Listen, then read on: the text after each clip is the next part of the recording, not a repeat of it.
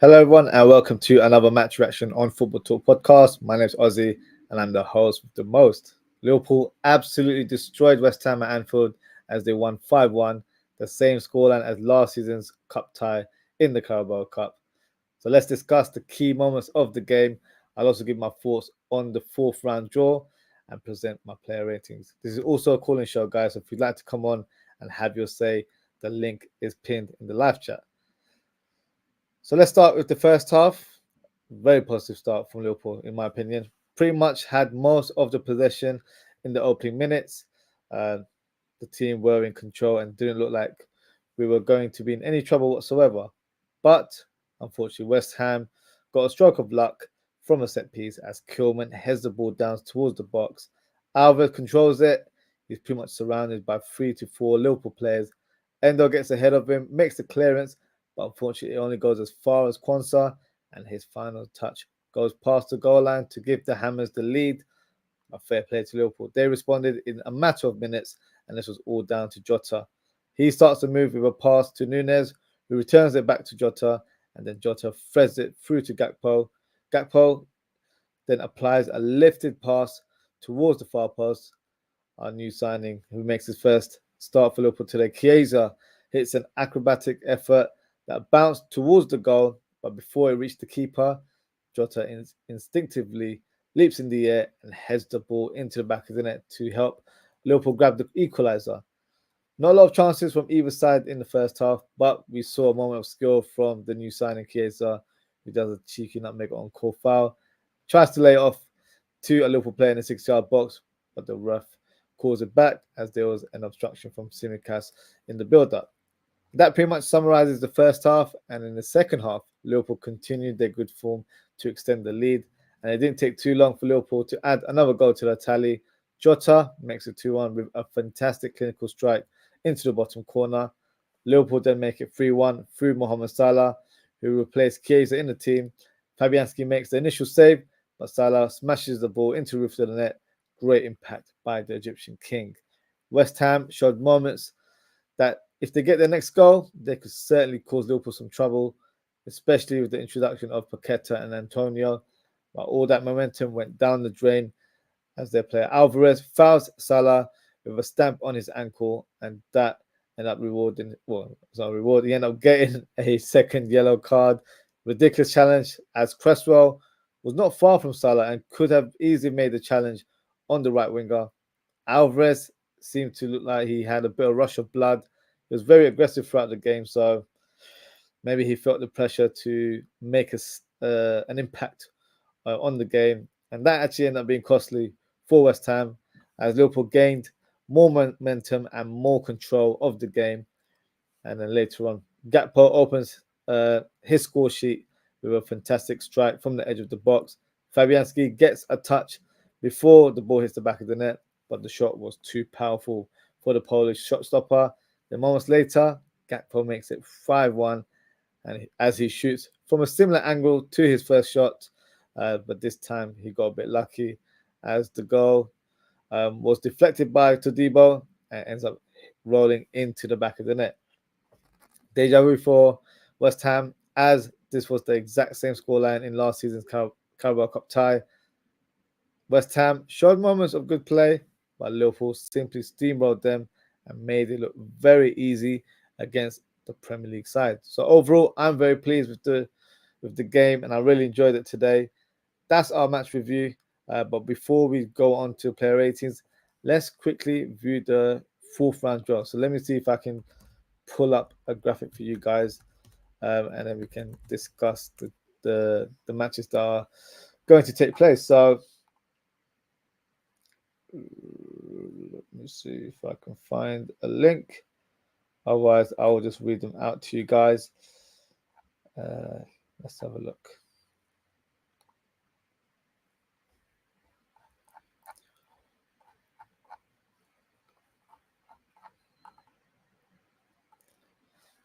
I'll just share the screen that I have right now. So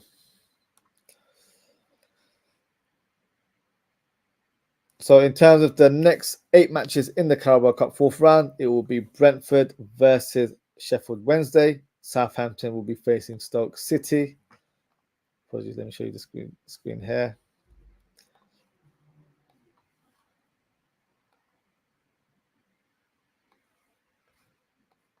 There we go. And then, as you can see, Tottenham, this is the big game. Tottenham versus Man City. Wimbledon / Newcastle will face Chelsea. Manchester United versus Leicester. Brighton versus Liverpool. Preston versus Arsenal. And Aston Villa versus Crystal Palace. So, in terms of the other games, before we speak about Liverpool, Tottenham and City is definitely an exciting counter for the neutral. Manchester United got an easy draw, in my opinion, against Leicester City. So have Arsenal. They've got Preston, so that's not a difficult one. I know it's away from home, but you expect them to win that one. Villa, for me, are probably favourites against Crystal Palace, who have been underwhelming this season. I don't want to get ahead of myself, but if Newcastle were to progress against Chelsea, that would be an exciting encounter as well. And you'd expect Brentford to beat Sheffield United, so you can expect most of the Premier League teams going through. Southampton, Stoke City, that won't be an easy one. Stoke City have shown some good form this season, so you never know with that cup tie. But with regards to Liverpool, I wouldn't say it's a walk in the park. It's definitely a difficult fixture, in my opinion, as we've not really had a good record at the Amex Stadium. So it's not one that you just expect us to steamroll like we did today. I think we faced a West Ham team that were not in great form, and that was quite evident in terms of how the game panned out. But this is away from home, so it's going to be a different atmosphere, different sort of kettle of fish in terms of the opposition. But I'm expecting us to go through. I don't think it will be a difficult game in terms of getting the outcome, but I just feel like it's a tricky opposition that play good football. They've been in fantastic form so far this season. So out of all the other ties, probably would not have wanted Brighton, to be honest, as well as the big guns, obviously. But let's see. I think we'll have a good chance to progress. And you have to keep in mind, we probably won't field our best 11. It'll be similar to what we saw today. Can that 11 do damage on a strong Brighton team, for example? I think it can. So I have a lot of faith in Liverpool progressing into the next round. But look, a lot of people don't respect the Carabao Cup as a competition. A lot of Premier League teams here involved, and I'm sure they would want to get some silverware this season. So, everyone's fighting for major honours, and Carabao Cup is one of them. Despite what some people say, for me, it's a cup that is the most important thing. And the more we add to our trophy cabinet, the better. And it would be the first one under Arne Slot as the new coach. So overall, pleased with the performance today. Really happy with the performance, to be fair. And in terms of the 4th round draw, I think it's a good draw. I'm not too worried. It's just, I would say, I would regard Brighton as a tricky opposition. And we definitely need to make sure we're tactically astute in this fixture, because they will be playing some good level of football and they could certainly cause us damage. They've got some good players in the team. So, yeah, obviously we'll see some former Reds in Milner and I was going to say Lallana. He's not there anymore. So mainly James Milner there. So yeah, it'll be interesting to see how that happens. So that is the next round. So what we'll do now is we will move on to the player ratings for this fixture. There we go. So let me make the graphic a little bit bigger for you guys. So why have I got Alisson in goal? Well, that's an error on my part. Let me remove him from there. Kelleher is there. So for me, Kelleher had a good performance today. Didn't have to do too much, but when called upon, I feel like he made it a comfortable day for himself. Nothing too sort of extravagant. I remember that moment where there was an attack on the right hand side and he had to parry the ball away. Other than that, I don't really see any other moment where we panicked in terms of the goalkeeper or the defensive unit. I think we didn't look cohesive as a defensive unit today. But that's very obvious due to the fact that a lot of our players have not played together this season. So you are going to get a bit of sort of desperate defending at times because, players aren't aware of certain players' positions. Like there was a moment where Joe Gomez and Simicast weren't on the same page and it almost led to a goal. I think that's when Antonio had that shot, which Kelleher parried away. So no, in terms of Kelleher's performance, he had a solid game today. Wasn't involved as much, so I can't really give him a very high rating. So I don't know if this will seem like it's a low score, but I'll give him a 7 out of 10 just because he didn't really get involved. He didn't have to come up with any saves. He definitely wasn't at fault for the goal. Just a bit of misunderstanding between the Liverpool players there. So it is what it is. So yeah, for me, Kelleher gets a 7 out of 10. For Connor Bradley, I thought he was okay today. There were definitely moments in the game I feel like he should have defended better. He had a tough opponent in Somerville who is very direct, went toe-to-toe against him. And I'll be honest with you, in terms of the one-on-one battles, I think Somerville came up on top on a number of occasions. So for me, defending needs to be better in terms of an attacking sense. He did his thing today as well. Obviously played a part in the last goal in the game. So for me, definitely a good performance. I wouldn't say it was a great performance from Connor Bradley. So for him, I will give him a rating of 7 out of 10 as well. If you guys are watching live, feel free to leave your scores for each player as I go along. Kwanzaa, look, I'm not going to say too much about the own goal because I think it was very unlucky. He was just positioned wrong place, wrong time, to be honest with you, because there's about 4 players there. Endo tried to make the clearance, but I'm not sure why he aimed it towards Kwanzaa. Could have, hoofed it towards the throw-in sort of area, not at a fellow Liverpool player. So for me, yeah, just I think it was more of a reactive kind of clearance. He didn't really calculate where he was going to kick the ball, and Kwanzaa was just an unfortunate player that was quite close to Endo, and it ends up, the ball ends up rolling into the back of the net. So wouldn't say it was his fault or anything like that. It's just a shame because obviously he's had probably a disappointing start on a personal note where he started the first Premier League game against Ipswich Town and then got substituted at half-time for tactical reasons and hasn't really been able to get much game time since then. So he probably wanted to showcase his talent on this occasion, and unfortunately, in the opening minutes of the game, he ends up giving away an own goal. So it happens. It is what it is. I think, mentally you have to be strong when you're playing at the highest level. And he's shown that, he's not afraid to say things in terms of the media, in terms of saying the right things. And he's said some good comments recently as well, where he's learning from that Ipswich game. And for him, it's just to make sure that he keeps on growing, keeps on improving, keeps on learning in order to become a top defender. And that's the mentality you want from your young players. So overall today, I was very impressed with his performance after that own goal. His distribution was really good, pinging passes left, right, and centre. So for me, impressed on that end of his game. So his score today, I'll give him 7.5 out of 10. Joe Gomez, good start for him today as well. This is his first appearance of the season. There were times where he looked a bit shaky, so I think that's just him not having much game time. He's a bit rusty in terms of how he was playing, but generally defended okay. Distribution was decent as well. I think Kwanzaa stood out for me. He pinged some really good passes around the pitch. But I think with his experience, he definitely helped Kwanzaa go through that game. But as a collective, they did look very shaky because they haven't played together in quite a long time. And yeah, when the pressure was applied to them, they just weren't able to be calm and composed into what they needed to do. So, in regards to Joe Gomez's score today, I'm going to give him an equal score of 7.5 out of 10.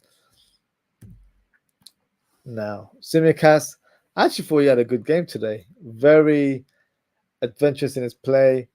I love that moment where he made an error and it was Kilman, I believe, who was a few yards away from goal. He tried to apply a shot on target, and then you just see Simicast sliding through, putting his whole body on the line. So fair play to him in terms of his commitment for the cause there. But generally, I think his attacking play was really good. His relationship with Gakpo on the left wing definitely played a part in terms of our movement up top. I actually thought he was really good today. So for me, I'm going to give him a 7.5 out of 10 as well.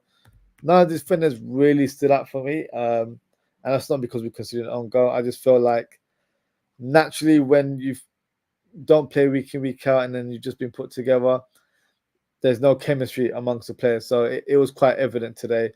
I believe it's just that we were superior because we had most of the possession today and kept the ball really well away from West Ham. And they didn't really trouble us where, we had to make further defensive reinforcements, in my opinion. So no, good game. 7.5, it may seem like a low score, but it's not. It's still a good score for the players there.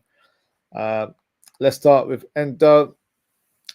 Yeah, obviously he's not played much. In fact, this is probably his first runner, I would say, of the whole season. I know he made one appearance where he came out for a few minutes, but I don't really count that as a cameo. But first start of the season, and he looked all right, to be fair. Definitely showed some good moments where he intercepted the ball very well. Passing kept it very simple, which I think is probably instructed by Arne Slot. It's just a shame that Arne Slot doesn't really favour the player, I think, due to what he brings to the table. He's not sort of an elite passer of the ball. He's very standard from a midfielder. So, but at the same time, you do need these players in these fixtures where his experience is very important. He gets around the pitch. He makes it difficult for the opposition to thread any through balls, especially in the middle of the park. So I thought he had a good performance today. So I'm going to give him a 7 out of 10. Curtis Jones playing in a slightly deeper role. I thought he looked really good, to be fair. Showed some good moments. I think when he played as a number 6 in a double pivot, he had the ball a lot more. When we changed tactics in the second half and then he was playing a bit more further up, I felt like he lost his momentum a little bit where he didn't get on the ball as much, but he was finding good positions in the pocket. So for me, he just needs to find that balance if he's playing as a number 10 to be a bit more involved in the build-up play, because I feel like he'll have a better impact on the game altogether. But in terms of his performance today, I thought it was really good. Very unlucky not to score. It was a bit of a tight angle, but I feel like maybe he should have done better because he did look disappointed afterwards. But overall, pleased with his performance, and he'll definitely be in contention to start in upcoming games. I'll give him a 7.5 today. Let's go with the number 10, Diogo Jota. Now, it's not a position that we've seen him play that much as a number 10 because we haven't played 4-2-3-1 under Arne Slot. And I remember us playing that formation actually once against Man City. I think he may have played number 10 in that game. I could be wrong, but very interesting to see how he played today. He was very direct as a number 10. That's what you want from your attacking midfielder. So that's something Szoboszlai can, take a leaf out of his book, because Szoboszlai, as energetic as he is, he's not effective in the final third. That's an area he really needs to improve if he wants to be a mainstay in that number 10 role. But Jota, I thought he was fantastic today. Really, really good. I really can't fault much of his game today. In the past, when I've analysed Jota, I've always said, he needs to improve his link-up play, which he has improved over the months. But today, his link-up play was top-notch.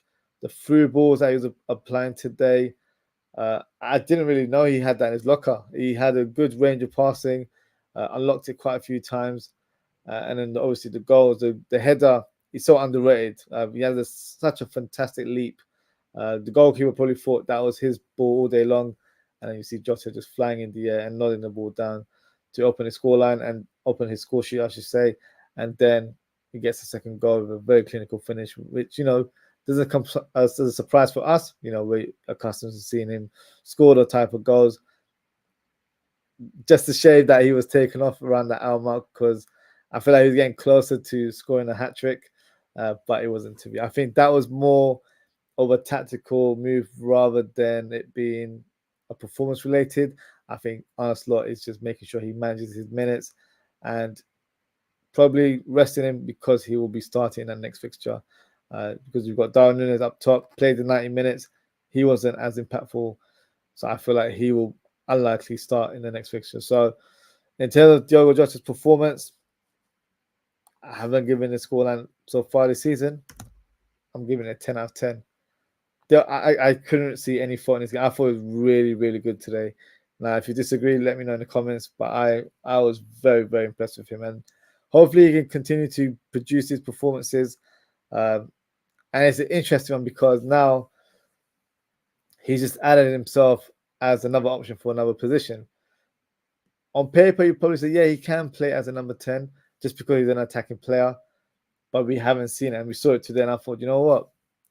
He could be a real asset in that position. So for me, fantastic performance, 10 out of 10.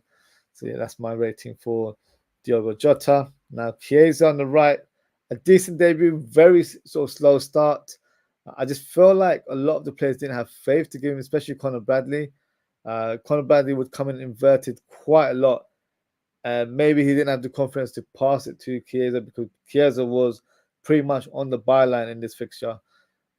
So he didn't really get much service in the first half. Then he seemed to pick up a bit of form. Did a cheeky nutmeg on Kofa, which I really enjoyed. So look, not the best performance, of course. It's a good introduction to his career at Liverpool, where first game with his teammates, obviously probably hasn't played with a lot of them. Still training, still getting to know them, and still getting to know how everyone moves on the pitch. So, no, decent introduction to his Liverpool career. First start, so that's under the belt now. So now he needs to focus on gaining that fitness because he didn't really have much of a preseason, wasn't involved in Juventus's games. So he's definitely playing catch up. So it will take him a month or two to find that rhythm, and then hopefully we'll see the best of Chiesa in the coming weeks. So for me, in terms of his performance today, I'll give him a 7 out of 10. Not 6, that's a bit harsh. I'll give him a 7 out of 10. And then on the left wing, we had Cody Gakpo. He had a good performance today. I feel like there were parts of the game where he was a bit quiet, but then in the second half, I thought he was really effective, very direct on the ball. Played some lovely football on the left side with Tsimikas and Robertson when he came on later on as a sub. So he definitely understands the left wing role. That's his natural position. As I mentioned before, he's played there for PSV, he plays there for Netherlands. He knows that role very well. So he knows when to come infield and when to pass it to the fullback. Whenever he returned the ball to the fullback who made that overlapping run, he did that pass perfectly, in my opinion. So he knows exactly what he's doing on that side.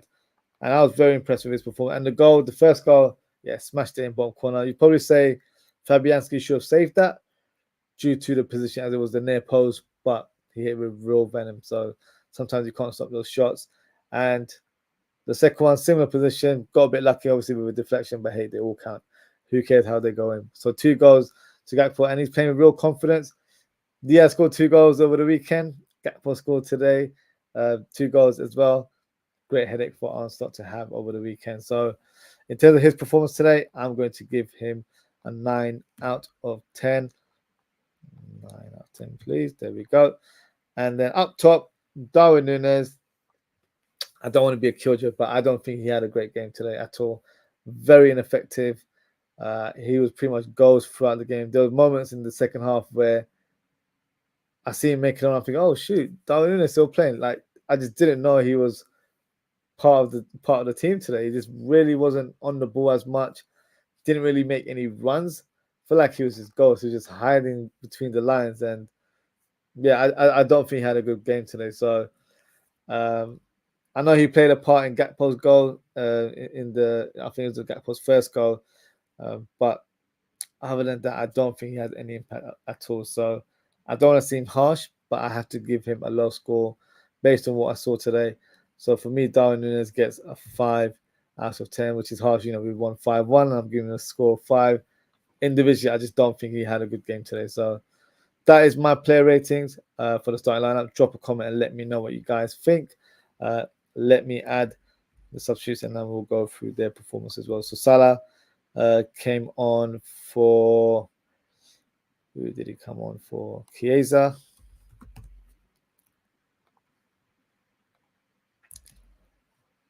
And then you've got McAllister coming on for Diogo Jota.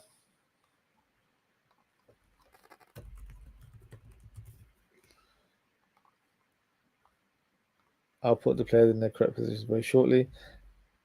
And then you had Robertson coming on for Tsimikas.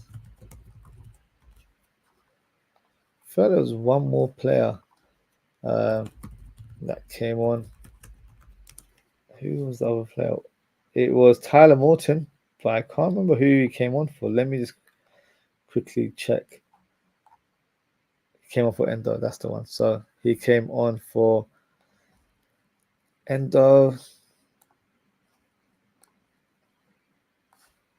Let me pull it up right now. There you go. So Endo for Tyler Morton. Hopefully he's on this website. Yes, he is. He's right there. So let's start with Mohamed Salah. Great impact as soon as he came on the pitch.